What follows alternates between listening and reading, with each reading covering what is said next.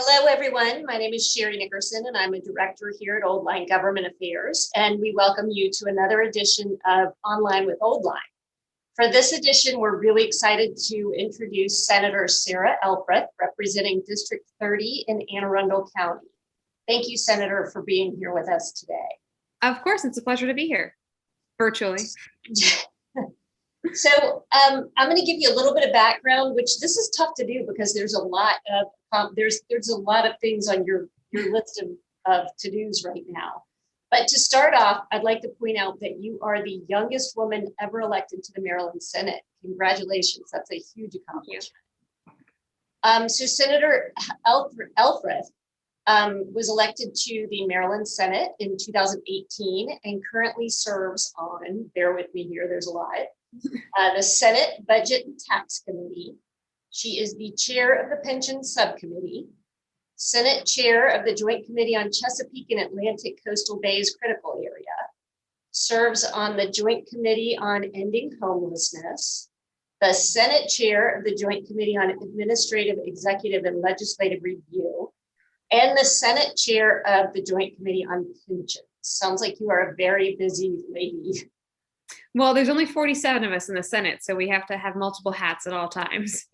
Right. And to chair so many committees at one time, wow, that's got to be a huge workload for you. It is, but I really enjoy what I do. And I've also, a lot of my work now, I'm also chair of our Anne Arundel County delegation. So we're doing a lot of work as a delegation this interim, setting ourselves up for success for next session. So that's a lot of fun too. Fantastic. Well, we will definitely get to what you guys are setting yourself up for. But to get started, can you tell me a little bit about yourself and the district that you represent? Sure. Well, I was elected in 2018, and before that, in my past life before the Senate, I was really involved in different local issues on different boards, my community association, Democratic clubs, and professionally, kind of grew up in the General Assembly. So I was fortunate enough when I was in college to be appointed to the Board of Regents for the University System of Maryland when I was 20 years old, which was an incredible opportunity just to learn about public service from a very young age around people who were just so dedicated to the future of our state.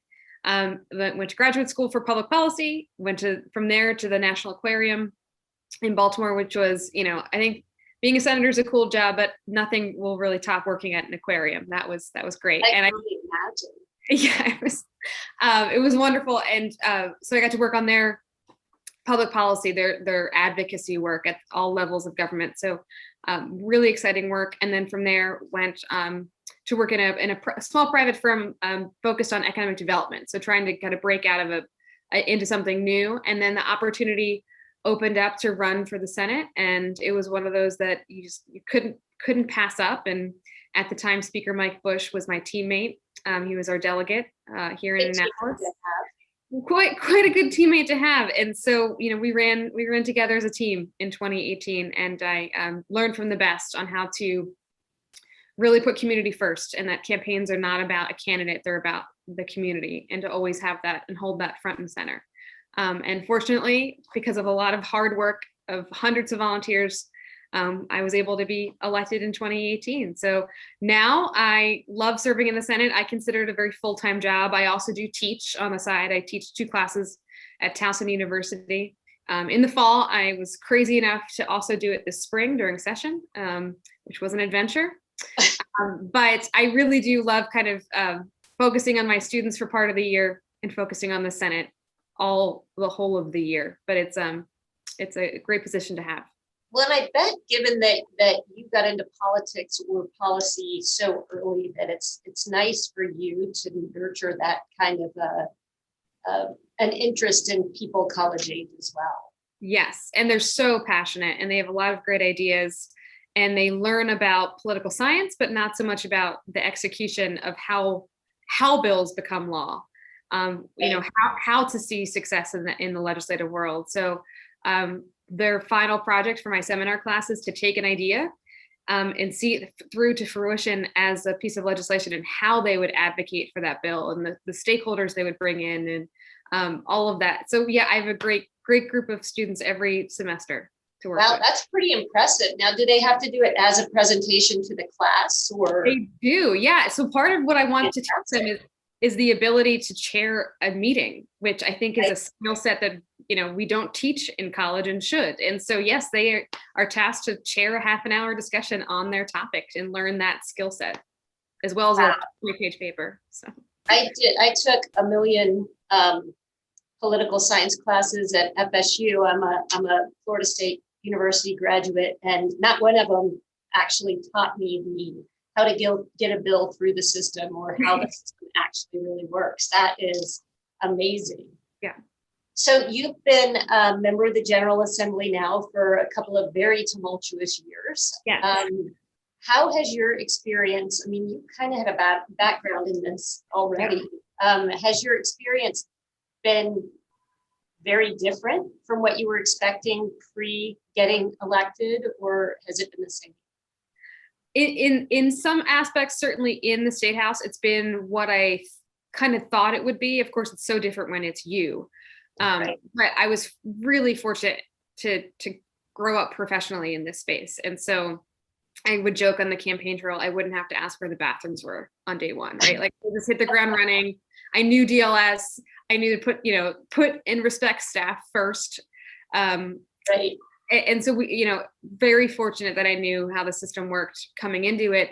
I think the side I didn't quite appreciate coming into it, and unfortunately with the passing of Mike Bush, I've had to take the mantle of all the local stuff in addition. And since I represent the capital city, which I absolutely adore doing, there are a lot of local projects that I want to see be successful, and so that's a significant amount of my time outside of the State House is working with our counterparts in the city and the county and the federal government and the nonprofit partners, and really trying to do my best to support and leverage and amplify all that good work.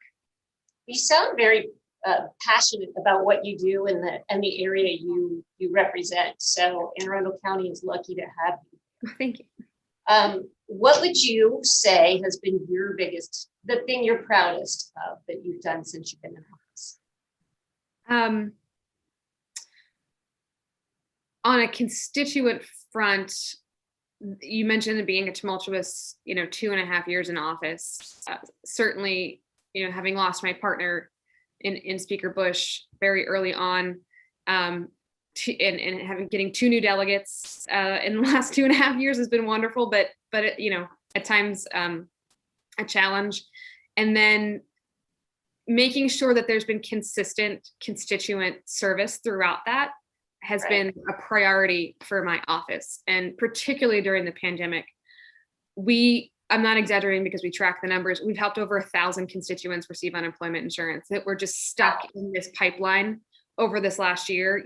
Some that have been stuck since last March and have not received any benefits. We have everybody from school lunch ladies to folks who had their own companies that went under this year, and everybody who's paid into the system and just weren't getting those benefits back. So I've an incredible staff that is solely dedicated to serving our constituents. So I'm very proud of that focus. On a legislative front, I've been really fortunate to be able to work with folks and I think get a lot done.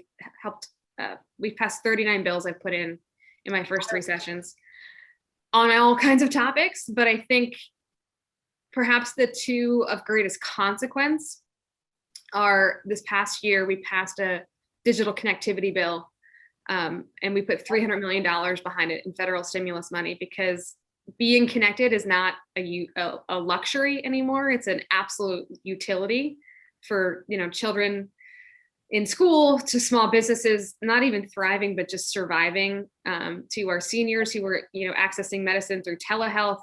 And we have not the greatest or most thoughtful plan at a statewide level to fill in the gaps that are there. The gaps that are in the southern part of my district, the issue right there is infrastructure broadband. In the suburbs of my district, the issue is speed. In the more urban parts of my district, the issue in many cases is affordability. So we have these challenges across the globe, the state, and this bill puts in a really thoughtful plan to bridge those divides and then invest significant money. So really excited about that bill. And then I I do totally get that one because I live on a farm, and having 2 kids at home and working full time from home was a little bit of a nightmare for me. Yep. We do not have digital connectivity out there. Right. And then the other one I'm very proud of is a smaller bill, but I really do. You mentioned I'm the youngest woman in the state to be elected to the Senate, but I'm also the first woman to ever have this Senate seat, and it's a seat that I keep a picture over here. That's Charles Carroll, signer of the Declaration, had my Senate seat, and I'm the first woman to represent the capital city. And so I really do look at that as an obligation, also to support women and children and families. And so a bill we got through this year invests in prenatal care for women who otherwise are not covered. Right. And just so important to my district and the number of mothers who unfortunately don't have access to care or insurance, who are showing up to the emergency departments giving birth without ever having had a doctor's visit. But it's an issue across the state. And so we passed a bill funding prenatal care grants across the state to really reverse the quite embarrassing trend we have here in Maryland of having embarrassingly high maternal and infant mortality rates in the state. So we're going to start to turn that needle, but it's about investing in those healthy moms and healthy pregnancies for healthy. Yeah.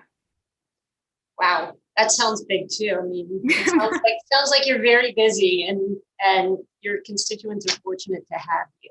So you talked about what you have accomplished already. What do you still have like high on your priority list? High on the list, 2 of the bills we couldn't get done this year that are very important to me still. One is on public water access.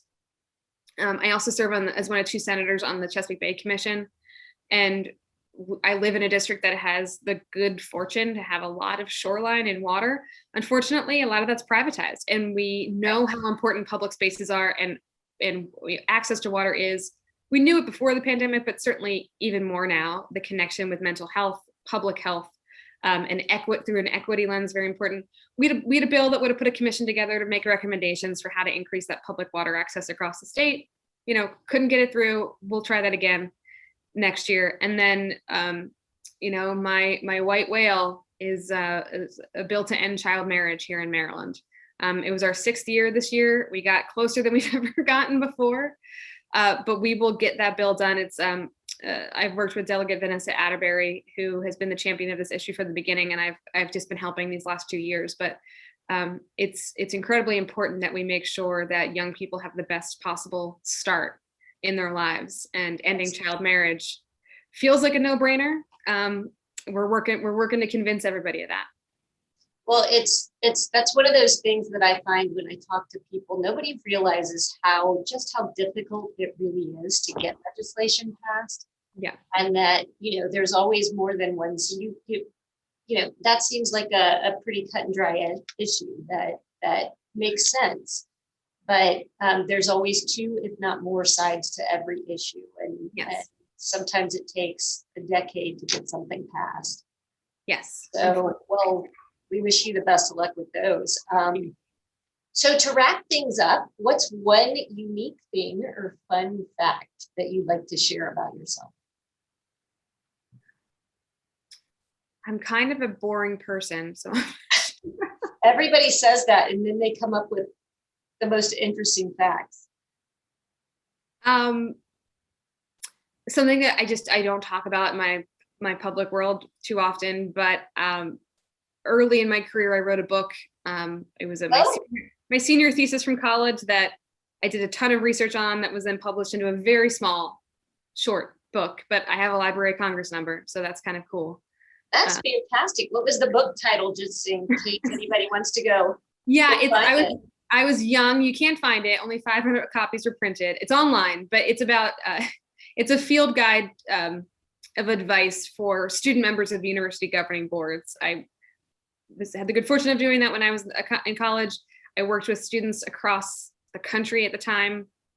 A lot of our experiences from Maryland to Texas to California were the same, and we really did rely on each other to make, very important decisions in higher education at a young age. And so this is a field guide for future members of student members of university governing boards and how to really do their best in the short period of time they have. I'm actually speaking on a panel on the issue on Thursday. Oddly enough, they found me. Someone kept people kept telling them about this book that I wrote, and they found me and asked me to be on a panel about that topic on Thursday. So that's exciting. That's impressive. I mean, clearly you're not the boring person you think you are. That's very impressive. A published author. Right. So thank you so much, Senator Elfreth, for taking the time to join us today. We really appreciate it. And we look forward to working with you more in the future. Thank you for having me. For more conversations with legislators and more online with Old Line, please visit oldlinelobbying.com. Thank you so much for being here. Thank you.